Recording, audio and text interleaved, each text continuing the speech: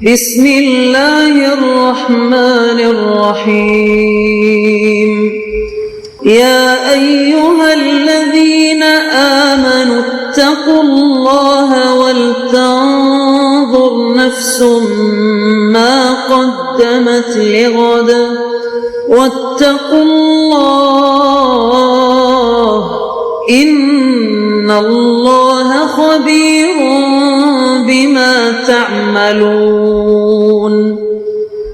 اے ایمان والو، اللہ سے ڈرتے رہو اور ہر شخص کو دیکھنا چاہیے کہ اس نے کل یعنی آخرت کے لیے کیا سامان بھیجا ہے، اور ہم پھر کہتے ہیں کہ اللہ سے ڈرتے رہو، بے شک اللہ تمہارے سب اعمال سے خبردار ہے۔ بسم اللہ الرحمن الرحیم الحمد للہ رب العالمین والصلاة والسلام على اشرف الانبیاء والمرسلین وعلى آلہ واصحابہ اجمعین ومن تبعہم بإحسان الى یوم الدین۔ قابل صد احترام حضرات شائقین و شائقات سچا پیغام، السلام علیکم ورحمۃ اللہ وبرکاتہ۔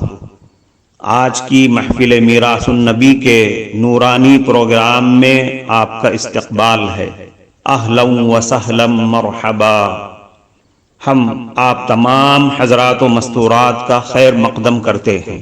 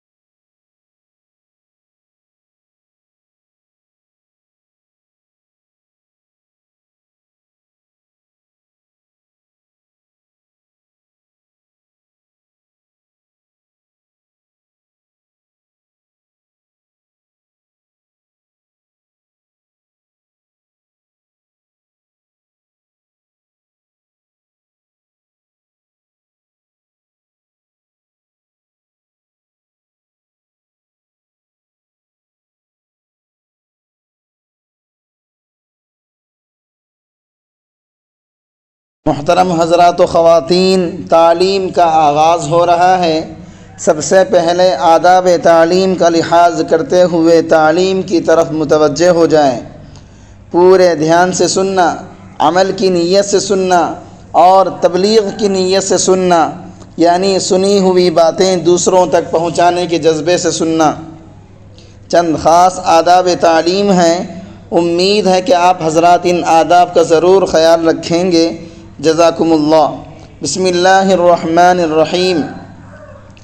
حضرت منیب ازدی رضی اللہ عنہ فرماتے ہیں، میں نے رسول اللہ صلی اللہ علیہ وسلم کو اپنے زمانے جاہلیت میں دیکھا۔ آپ فرما رہے تھے، لوگو لا الہ الا اللہ کہہ لو، کامیاب ہو جاؤ گے۔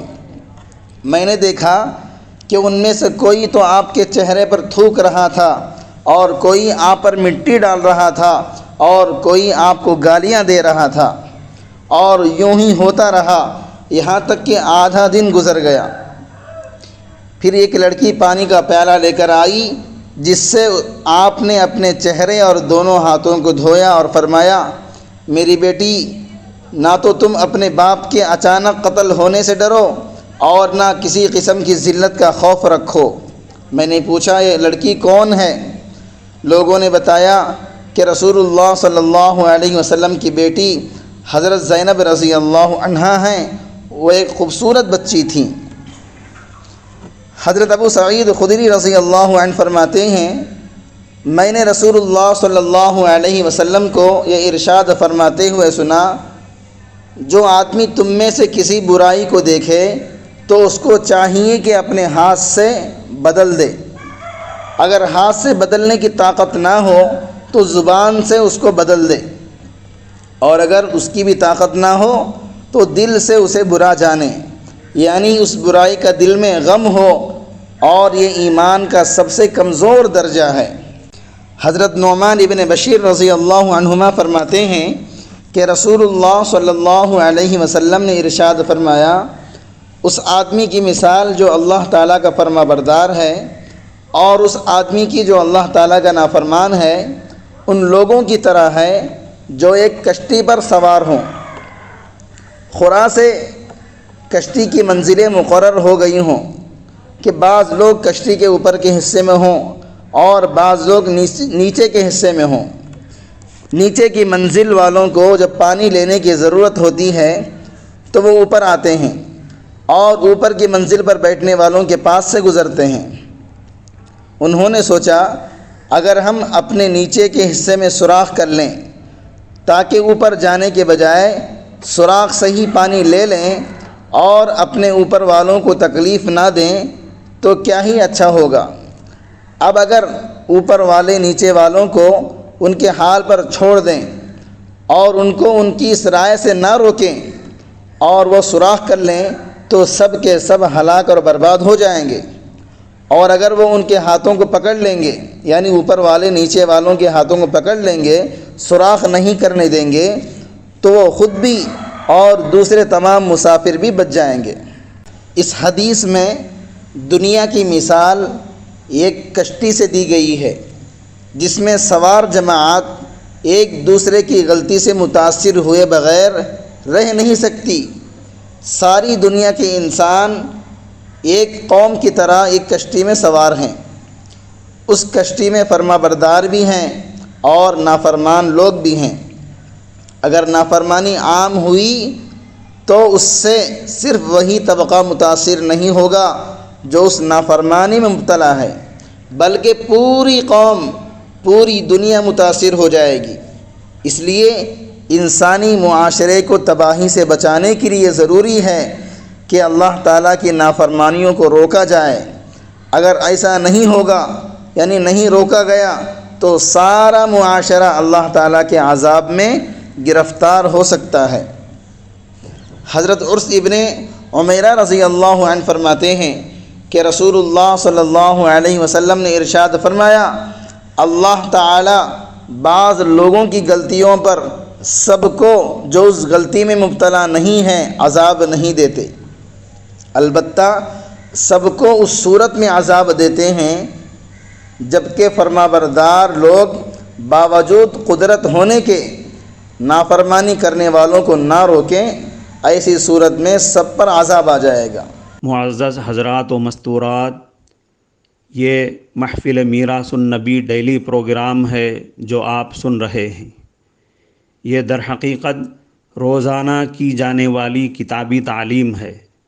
اس کے اہتمام سے انشاءاللہ ہمارے اندر خوف خدا اور آخرت کی فکر پیدا ہوگی، جس کے نتیجے میں اللہ کے حکموں کی پابندی کرنا اور گناہوں سے بچنا، اسی طرح پیارے نبی حضرت محمد الرسول اللہ صلی اللہ علیہ وسلم کے پیارے لائف اسٹائل کے مطابق زندگی گزارنا ہمارے لیے آسان ہوگا۔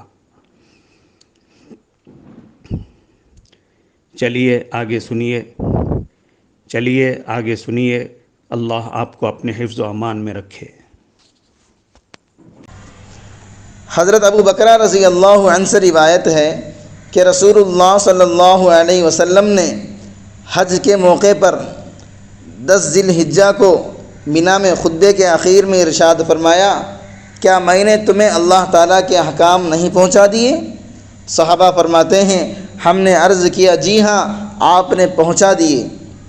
آپ صلی اللہ علیہ وسلم نے ارشاد فرمایا، اے اللہ، آپ ان لوگوں کے اقرار پر گواہ ہو جائیں۔ پھر آپ صلی اللہ علیہ وسلم نے ارشاد فرمایا، جو لوگ یہاں موجود ہیں وہ ان لوگوں تک پہنچا دیں جو یہاں موجود نہیں ہیں، اس لیے کہ بسا اوقات دین کی باتیں جس کو پہنچائی جائیں وہ پہنچانے والے سے زیادہ یاد رکھنے والا ہوتا ہے۔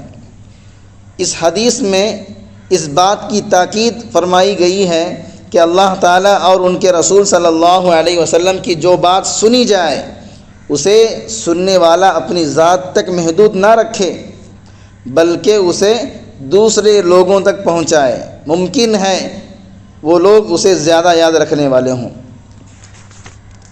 حضرت حذیفہ ابن یمان رضی اللہ عنہ فرماتے ہیں کہ رسول اللہ صلی اللہ علیہ وسلم نے ارشاد فرمایا، قسم ہے اس ذات کی جس کے قبضے میں میری جان ہے، تم ضرور امر بالمعروف اور نہی عن المنکر کرتے رہو، یعنی اچھائیوں کا حکم کرتے رہو اور برائیوں سے روکتے رہو، ورنہ اللہ تعالیٰ عن قریب تم پر اپنا عذاب بھیج دیں گے۔ تم دعا بھی کرو گے تو اللہ تعالیٰ تمہاری دعاؤں کو قبول نہ کریں گے۔ محترم ناظرین کرام، اس دینی اور ایمانی بیان کو سننے کے دوران ہی اس کو لائک کر دیجئے اور شیئر بھی کر دیجئے تاکہ دوسرے بھی اس سے فائدہ اٹھا سکیں۔ اللہ آپ کو جزائے خیر عطا فرمائے۔ حضرت زینب بنت جحش رضی اللہ عنہا فرماتی ہیں کہ میں نے رسول اللہ صلی اللہ علیہ وسلم سے پوچھا، اے اللہ کے رسول، کیا ہم لوگ ایسی حالت میں بھی ہلاک ہو جائیں گے جبکہ ہم میں نیک لوگ بھی ہوں؟ آپ صلی اللہ علیہ وسلم نے ارشاد فرمایا، ہاں، جب برائی عام ہو جائے۔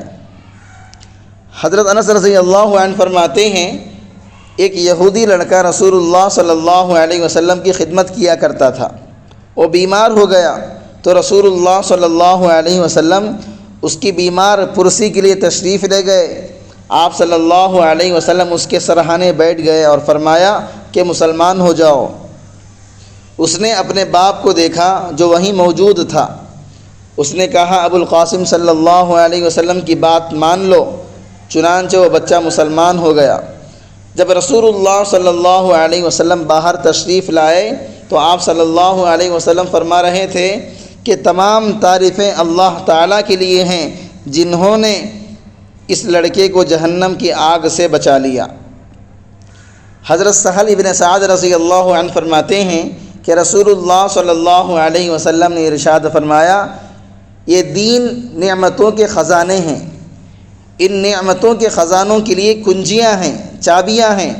خوشخبری ہو اس بندے کے لیے جس کو اللہ تعالیٰ بھلائی کی چابی اور برائی کا تالا بنا دیں، یعنی ہدایت کا ذریعہ بنا دیں، اور تباہی ہے، بربادی ہے اس بندے کے لیے جس کو اللہ تعالیٰ برائی کی چابی اور بھلائی کا تالا بنا دیں، یعنی گمراہی کا ذریعہ بنے۔ حضرت جریر رضی اللہ عنہ فرماتے ہیں، ایک مرتبہ میں نے آپ صلی اللہ علیہ وسلم سے شکایت کی کہ میں گھوڑے کی سواری اچھی طرح نہیں کر پاتا، تو آپ صلی اللہ علیہ وسلم نے میرے سینے پر ہاتھ مار کر دعا دی، اے اللہ اسے اچھا گھوڑ سوار بنا دیجئے اور خود سیدھے راستے پر چلتے ہوئے دوسروں کو بھی سیدھا راستہ بتلانے والا بنا دیجئے۔ حضرت ابو سعید رضی اللہ عنہ روایت کرتے ہیں کہ رسول اللہ صلی اللہ علیہ وسلم نے ارشاد فرمایا، تم میں سے کوئی اپنے آپ کو گھٹیا نہ سمجھے۔ صحابہ نے عرض کیا، اپنے آپ کو گھٹیا سمجھنے کا کیا مطلب ہے؟ ارشاد فرمایا، کوئی ایسی بات دیکھے جس کی اصلاح کی ذمہ داری اللہ تعالیٰ کی طرف سے اس آدمی پر ہو، لیکن یہ اس معاملے میں کچھ بھی نہ بولے، تو اللہ تعالیٰ اس سے قیامت کے دن فرمائیں گے کہ تمہیں کس چیز نے فلاں فلاں معاملے میں بات کرنے سے روک دیا تھا؟ وہ عرض کرے گا، لوگوں کے ڈر کی وجہ سے میں نے اس وقت اس معاملے میں نہیں بولا تھا کہ وہ مجھے بولنے پر تکلیف پہنچائیں گے۔ تو اللہ تعالیٰ ارشاد فرمائیں گے، میں اس بات کا زیادہ حقدار تھا کہ تم مجھی سے ڈرتے۔